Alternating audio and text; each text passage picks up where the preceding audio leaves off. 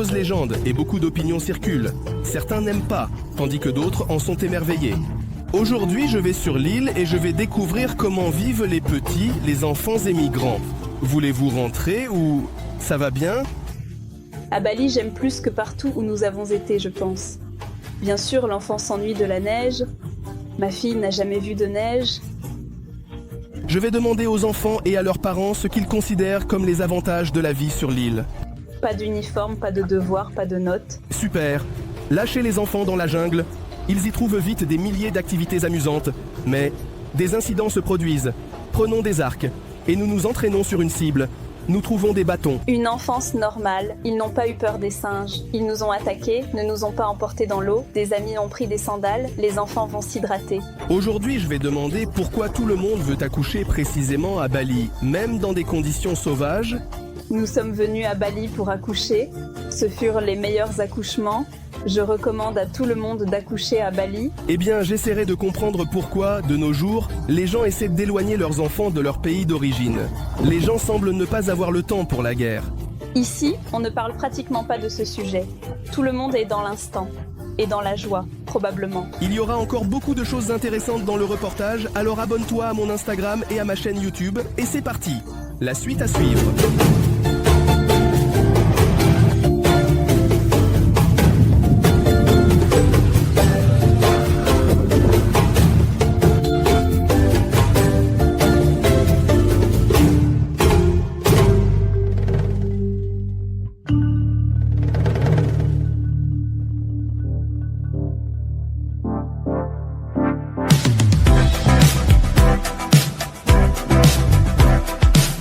Je traverse la ville d'Ubud. Elle se trouve dans la jungle. L'herbe, les arbres et la mousse. Après la pluie, il y a des flaques. Et il faut passer à travers ce couloir vert pour arriver à la maison. Ici vit Anastasia. Elle a 4 enfants. Et elle a donné naissance au 4e ici, à Bali, il y a quelques jours. Nous avons visité plus de 20 pays. Nous avons été en Amérique, en Europe. Nous avons presque tout parcouru en Asie. C'est notre première fois à Bali et nous sommes venus ici pour longtemps. On peut donc dire que vous avez tout vu et que vous vous êtes arrêté à Bali? Eh bien, pour l'instant, Bali ne nous lâche pas. Chaque jour, cet endroit devient de plus en plus familier. Et on n'a pas envie de partir d'ici. Et même si les enfants, il y a un mois, disaient « Oh, nous voulons aller en Russie, nous avons envie de revoir nos amis, nos grands-mères, etc. » Quand je les ai interrogés il y a quelques jours, ils ont dit que « Non, nous ne voulons pas. » Ne voulez pas, c'est sûr. Pourquoi pas? Kantimansi, chérie. Ubud, il attire énergétiquement, c'est-à-dire que peu importe où je vais, nous avons parcouru presque toute l'île, vécu partout, dans différents quartiers, mais peu importe où nous allons, Ubud nous attire toujours de nouveau. Pourquoi? Probablement parce qu'on ressent cette spiritualité ici. Je pense qu'il y a plus d'expatriés, de personnes qui viennent vivre ici de façon permanente. J'ai beaucoup d'amis qui vivent ici depuis 3-4 ans, qui sont venus pour 3 mois et sont restés ici pour toute la vie. À Bali, les enfants ne s'ennuient pas. Et pour s'amuser, la villa a une piscine et, surtout, un grenier. La maison est grande. Il y a aussi une chambre pour le travail de maman. Oui, avec 4 enfants, elle réussit encore à tresser les cheveux des filles et à faire des dreadlocks. Ils louent un logement au mois. Ne me pousse pas si fort que je filme. C'est un prix très bas pour l'instant, actuellement, on ne trouve pas de tel prix. Les prix ont simplement explosé de 3 à 4 fois.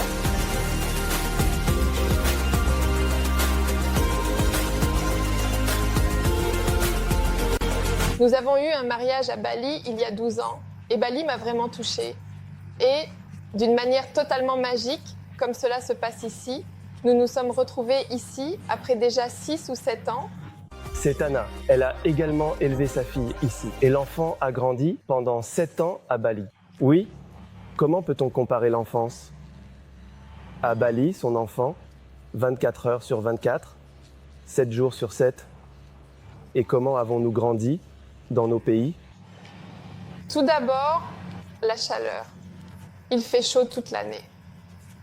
Et cela élimine beaucoup de choses comme les vêtements, les collants et tout le reste. Deuxièmement, c'est la liberté et l'expression de l'enfant.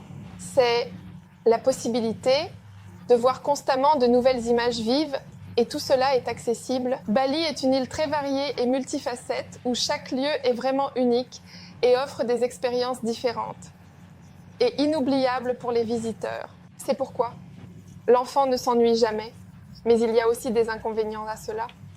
L'enfant s'ennuie et pour surprendre ses enfants, il faut déjà montrer beaucoup plus. Mais si l'on parle de manière subjective, en toute honnêteté, qui était plus heureux, vous à 7 ans ou votre fille maintenant? Je pense que ce sont des notions de bonheur très relatives, car dans notre enfance, nous profitions de petites joies et de satisfaction et de contentement et de plaisir. Voilà. C'est juste que ces joies au café de là ne sont pas présentes. Voilà si on rentre dans le vif du sujet. Si aller les enfants sont contents, s'il y a une différence pour les enfants partout, c'est bon pour les enfants partout, c'est bon là où c'est bon pour leurs parents. Natalia et Marie qui ont loué une maison juste à côté de la rivière.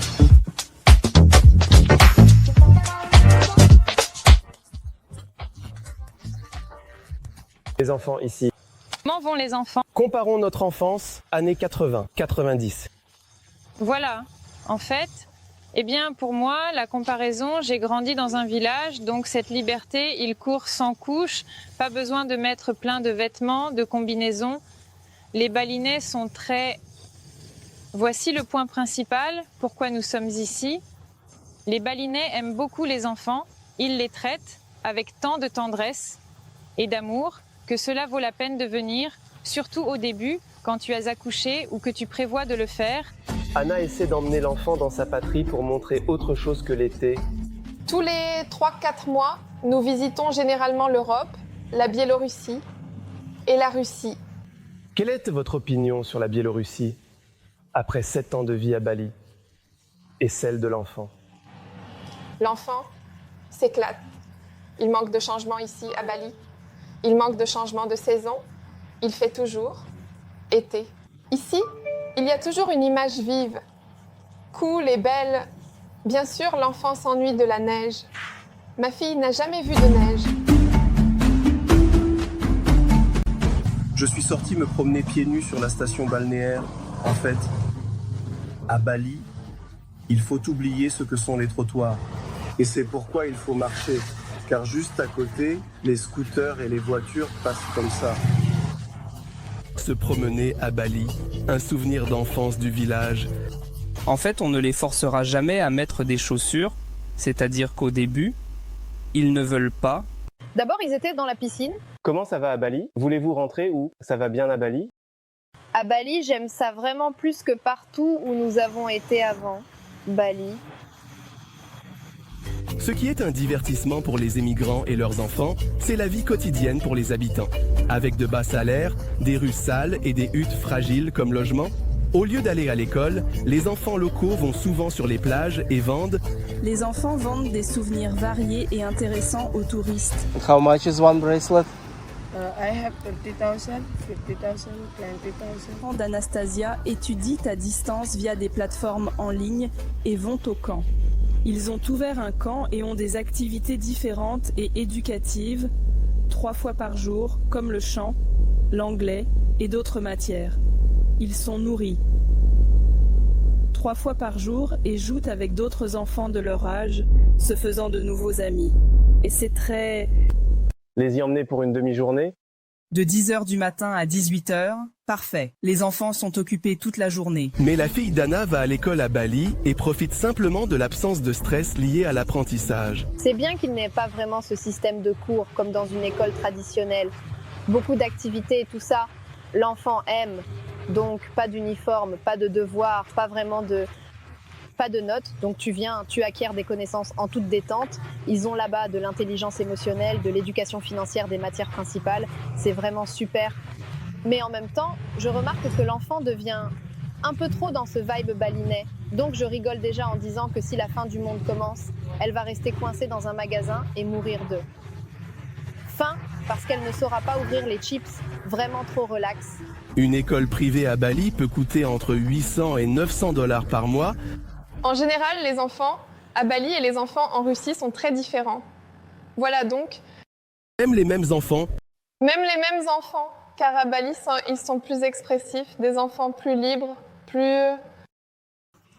Et les approches des enseignants dans l'organisation du processus d'apprentissage sont complètement différentes. Libres et déjà riches. Les enfants ont beaucoup d'émotions et d'impressions, le nombre de moments clés dans leur vie est plus élevé. La barre pour les surprendre, les réjouir et les impliquer est beaucoup plus haute. C'est plus compliqué. Si des singes, des chenilles et des araignées courent dans la rue, que leur importent ces livres de coloriage. il y a aussi des endroits où partir en excursion. Il y a des sorties. Nous allons en voyage. La semaine dernière, les filles sont allées à une performance à Surabaya, sur une autre île. C'est une aventure pour elles. Parle-moi de l'école avec qui tu interagis là-bas. Je parle à l'école avec Yosé et enseignant. Et qui est Yosé? C'est Non. Quelle langue parle-t-il? en anglais, mais il vient du Japon. Il vient du Japon. Incroyable. Et comment êtes-vous amis? Vous vous comprenez bien? Oui. Et que faites-vous? Eh bien, du football, je ne sais pas. Nous jouons au tir à l'arc. Nous prenons des arcs et tirons sur des cibles. Nous le faisons. Que part, dans la jungle? Non, nous trouvons juste des bâtons et demandons à l'enseignant de faire un arc. J'ai juste pris une flèche pointue et j'ai pris des cordes pour le bâton. Une enfance normale? Nous nous mettons tous en ligne quand il reste 1 minute. Nous jouons jusqu'à ce que tout le monde soit arrivé. Nous nous mettons simplement en ligne et notre enseignant se tient juste devant, simplement, et nous disons là-bas, comment ça s'appelle? Rond, tu y mets un bâton. Digne, gagne. Une tasse? Oui, une tasse. Et elle frappe et dit, êtes-vous là? Et nous disons, oui, je suis là. Ibuguna, c'est gros. Enseignant, en indonésien. À Bali, il y a beaucoup d'enfants locaux et d'enfants venant de différents pays. Principalement, les enfants migrants de la CEI se font des amis parmi leurs pères russophones. Alors, qui sont tes amis ici? J'ai une amie et un ami, pour l'instant. Mais bientôt, je pense que je vais rencontrer quelqu'un d'autre. La fille, Dana, est amie avec les enfants balinais. La maison dont je parlais se trouvait entre Ubud et Sanur, dans un véritable village balinais. Vraiment. Et tous les voisins étaient des enfants balinais. Et en fait, son enfance s'est déroulée entourée de magnifiques, souriants, heureux et joyeux enfants balinais.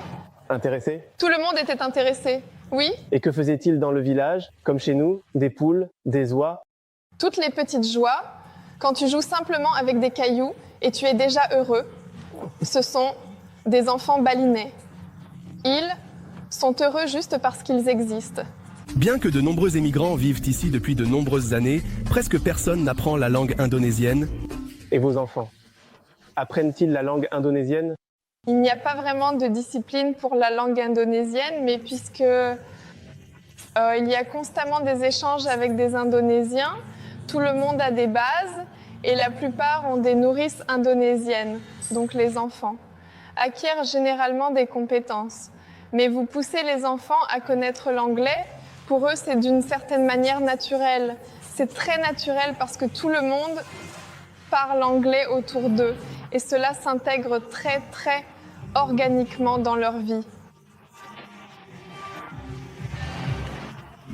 À Bali, il faut porter un casque non seulement en conduisant un scooter, car à tout moment, une noix de coco peut tomber sur la tête. Je pense que la noix de coco est la boisson la plus accessible ici. Je dirais que nos noix de coco séchées, vendues dans les supermarchés, c'est nul les gars. Un vrai coco, il est énorme et à l'intérieur, il y a environ 1 litre de liquide.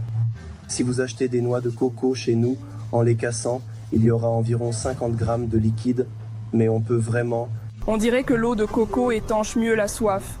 L'eau de coco est beaucoup plus appréciée, pas seulement pour les plages. Eh bien c'est vrai, on a envie de noix de coco. J'ai entendu dire d'ailleurs que les gens deviennent accros aux noix de coco.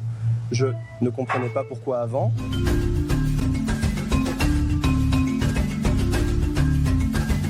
Lors de mon voyage à Bali, j'ai filmé beaucoup de choses intéressantes, mais tout n'a pas été inclus dans les épisodes. Alors abonne-toi à mon Instagram, j'épinglerai les choses plus cool dans mes stories.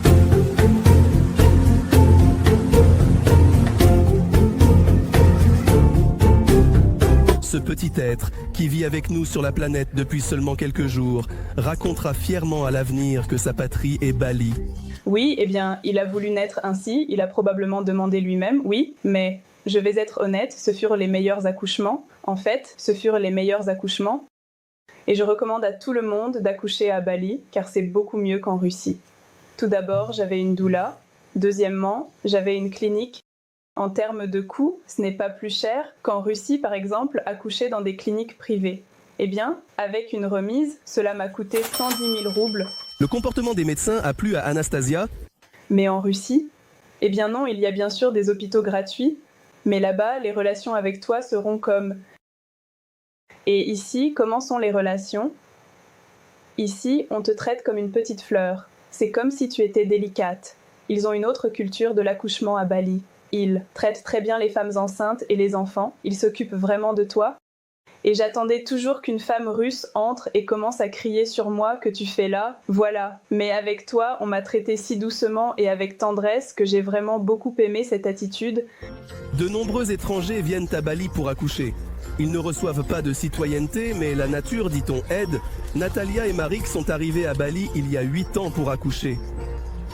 Nous sommes venus en famille à Bali pour accoucher. Il y a ici un chouette centre de naissance naturelle connu dans le monde entier. De naissance Lotus. Ce centre s'appelle Bhumisehat et il y a une sage-femme. Elle a été reconnue comme femme de l'année. Je ne me souviens pas de l'année, mais c'est une femme très remarquable, une grande sage-femme, Robin Lim. C'est en quelque sorte pour elle que nous sommes venus accoucher de Kirill. Comment avez-vous accouché du deuxième là-bas? Oui, mais elle a certainement gagné un certain prix prestigieux et très important là-bas. Ce prix de femme de l'année a vraiment permis de financer la construction d'un centre moderne et spacieux, car auparavant, c'était juste un bâtiment balinais, sombre, avec de petites chambres, comme une construction balinaise ordinaire, et pas très accueillant. Et maintenant, il y a beaucoup plus de chambres et tout est plus ou moins moderne. La différence est vraiment énorme. Bien sûr, ici, il n'est même pas nécessaire d'avoir une assurance. Tu vas à la clinique, tu payes la chambre et voilà, tu accouches. Et l'enfant n'aura pas la citoyenneté indonésienne? Non, il y aura écrit sur le certificat de naissance l'île de Bali. Oui, il aura l'île de Bali, oui, né ici. En termes même d'adaptation après la naissance, voilà, à 2 semaines, je pense qu'il est déjà très éveillé parce qu'il a de l'air frais, des oiseaux, de l'eau. Oui, et maintenant il y aura aussi le bruit de la mer et il se sent vraiment très bien. À Bali, on pratique ce qu'on appelle des accouchements naturels. Cette pratique gagne en popularité en ce moment. nous voulions vraiment vivre cette expérience parce qu'à l'époque où nous commencions à regarder comment les accouchements se déroulaient en Ukraine, cela n'était pas encore très développé. L'accouchement naturel pour, par exemple, accoucher à la maison avec une sage-femme sans intervention, sans être inscrit, eh bien, sans toutes ces choses, en Ukraine, cela n'était pas encore très développé à l'époque. C'est pourquoi nous avons commencé à chercher et nous voulions aller à Bali depuis longtemps. Nous avons voyagé en Inde, puis il y a eu cette révolution en Ukraine. En gros, nous avons un peu traîné et changé nos plans. Nous sommes rentrés en Ukraine, nous nous sommes mariés en Inde, nous nous sommes mariés en Ukraine, et ensuite nous avons appris que nous allions avoir Kirill. Et avons décidé que Bali, en fait, nous attendait.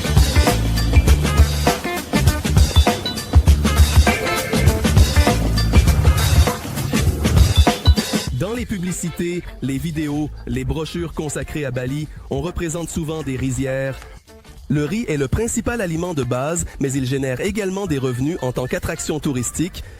Ici, des excursions sont organisées et des restaurants sont ouverts dans les rizières. On peut donc déguster un cappuccino en voyant les terrasses de riz, les locaux travailler dans la boue, joyeux et souriants. Les compliments sont inclus dans le prix.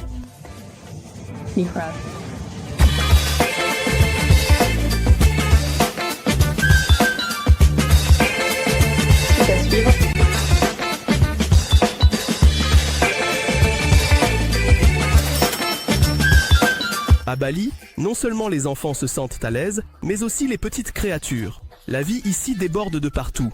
Chaque centimètre carré grouille de vie. Nous vivons près de la rivière, à côté de la jungle. Tu sors et tu vois, eh bien, je jette des déchets organiques dans la jungle, là où il y a un trou creusé. Et je sors presque tous les jours dans cette jungle, c'est impressionnant. Tout grouille. La vie, les papillons. Je suis simplement émerveillé. Ces papillons sont d'une telle beauté, de telles espèces. Eh bien, comment ? Écoute, quelle neige peut se comparer à un magnifique papillon qui vole ainsi, vole. Il y a des papillons si grands qu'ils ressemblent à des oiseaux. Ils volent comme des oiseaux, tu te dis, waouh, c'est presque un oiseau. Tu penses, waouh, et il y a un si petit papillon qui ressemble à de la cendre, de la cendre, de la cendre. Et tu observes tout cela, mince, waouh. Avec une telle quantité d'insectes à Bali, on peut seulement s'y habituer. Ou mieux encore, s'en émerveiller.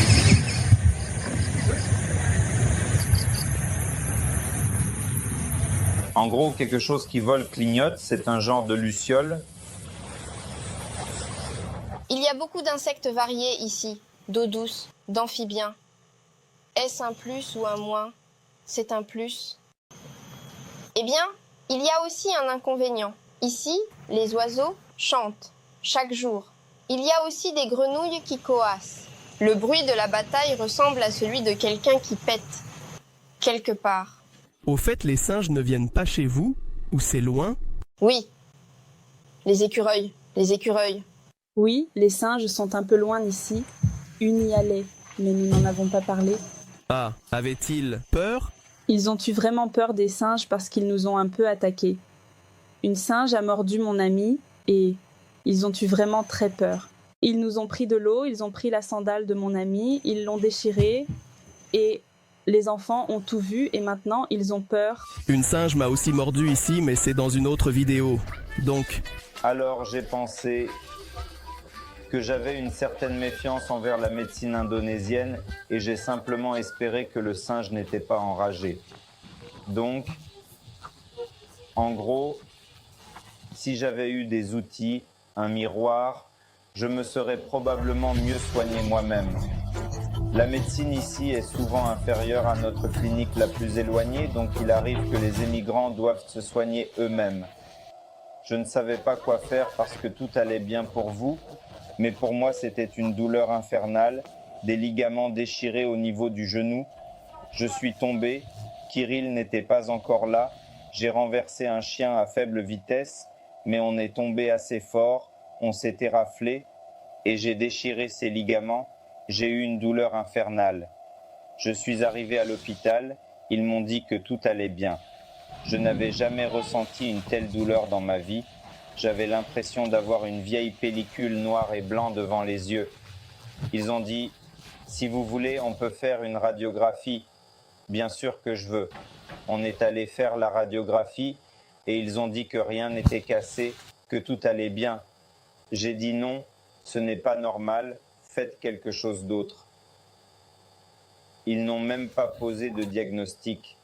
J'ai ensuite commencé à chercher sur Internet, à demander à d'autres personnes. J'ai commencé à rencontrer des gens avec des blessures similaires. Je ne faisais pas que. J'ai simplement appris que c'était un tendon. J'ai étudié la structure du narguilé, ce qu'il y a à l'intérieur, à quoi chaque partie est attachée. J'ai réalisé où j'avais mal et les symptômes. Marik est ingénieur du son. Quand il est arrivé à Bali, il a trouvé un emploi de technicien dans un cinéma. Ici, tu peux trouver une multitude d'activités passionnantes et variées que tu ne trouverais pas dans un village typique en Ukraine ou dans d'autres pays. Par exemple, qui fait des films captivants ou organise des festivals culturels dans les villages. Ici, il y a une abondance de restaurants offrant des cuisines du monde entier, des salons de beauté proposant des soins de luxe, des salles de conférences modernes, etc. En gros, tu as tout cela à portée de main en te déplaçant facilement d'un village à l'autre. Au début, j'y allais 2 fois par semaine pour explorer et profiter de toutes ces opportunités uniques. Puis on m'a donné encore plus de tâches. Eh bien, certaines tâches s'ajoutaient.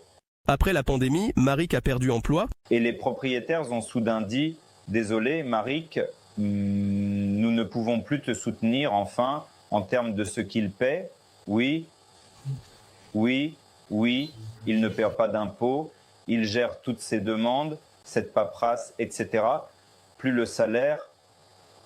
Et désolé, si tu veux vendre ton contrat l'année prochaine, il ne te reste que quelques mois, fais-le nous savoir. Si tu paies, nous te le ferons, mais nous ne pouvons plus être ton sponsor et tu ne peux plus travailler pour nous non plus. Donc, tu es libre. La vie tranquille à Bali devient ennuyeuse.